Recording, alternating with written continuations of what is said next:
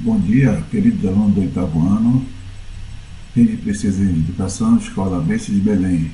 Vamos dar início à nossa videoaula de arte do livro didático de vocês, volume 2, página 11. A dúvida e a reflexão como protagonista. As peças do pensamento teatral de Bertolt Brecht transformaram o teatro moderno e influenciou artistas como o próprio Augusto Boal até hoje. Brecht se após a um teatro ilusionista, pouco reflexivo, que estava mais voltado a promover o divertimento e a provocar emoções. Bertolt Brecht nasceu em Augsburg, no estado da Baviera, na Alemanha, no dia 10 de fevereiro de 1898. Começou a escrever ainda jovem, publicou seu primeiro texto em um jornal em 1914. Interrompeu seus estudos de medicina em Munique para se ver como enfermeiro da guerra em um hospital durante a Primeira Guerra Mundial, 1914 a 1918. No início de sua carreira, de volta a Munique, iniciou sua carreira teatral e literária. A paixão pelo teatro impulsionou a vida de Brecht. Sua obra teatral atravessou diversas fases, que se distribuem segundo os locais e permanência do autor. Bem, a troca de ideias aqui. Você já se divertiu ou se emocionou com algum espetáculo ou algum filme a ponto de esquecer completamente o mundo real?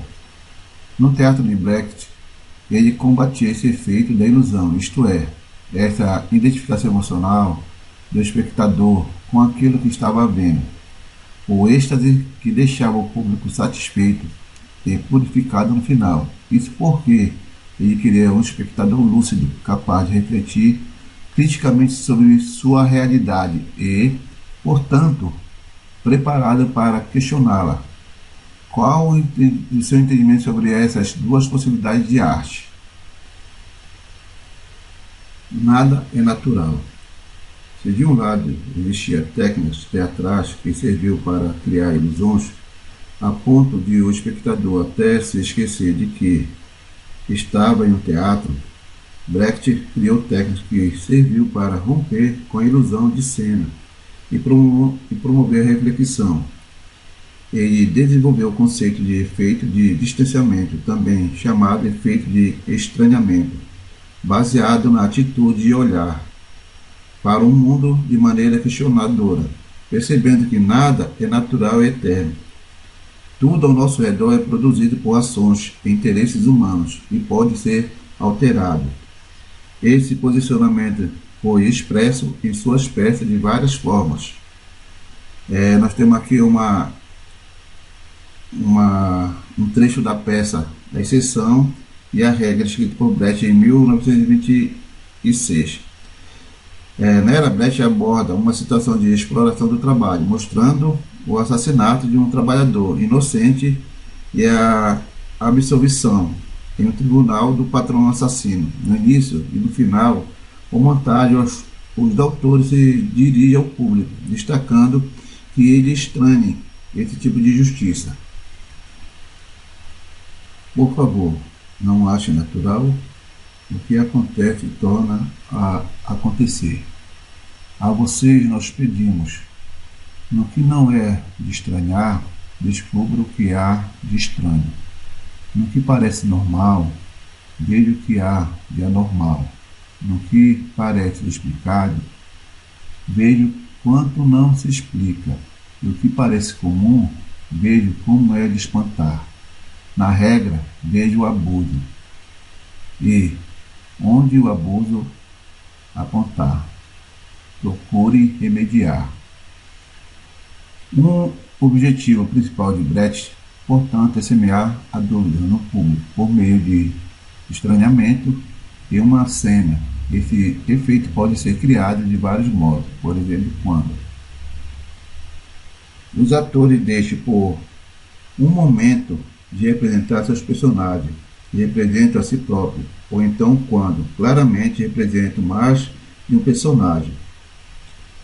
Um ator fala diretamente ao público, quebrando a quarta parede, a parede imaginária que isola o mundo ficcional dos personagens do mundo real dos espectadores.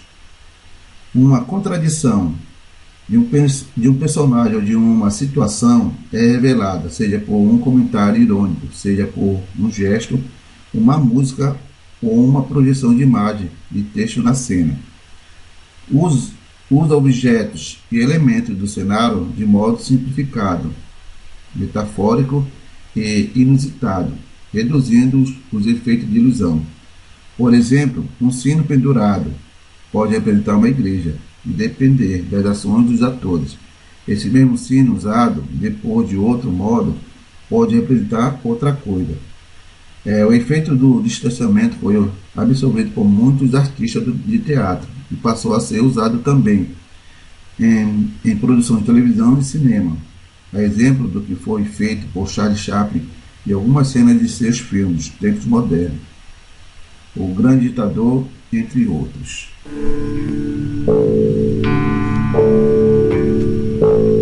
O pior analfabeto?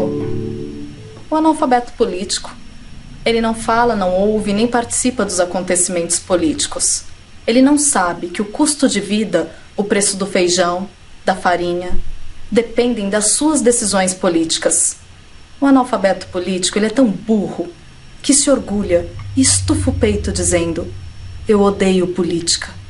Ele não sabe, o imbecil, que da sua ignorância política é que nasce a prostituta, o menor abandonado e o pior de todos os bandidos, o político vigarista.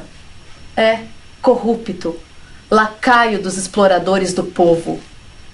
Desconfiai do mais trivial, de aparência singela, e examinai, acima de tudo, o que parece ser habitual, pois em tempos de guerra, miséria, desordem sangrenta, nunca pode se dizer que é natural, ou nunca pode acreditar que será impossível de mudar.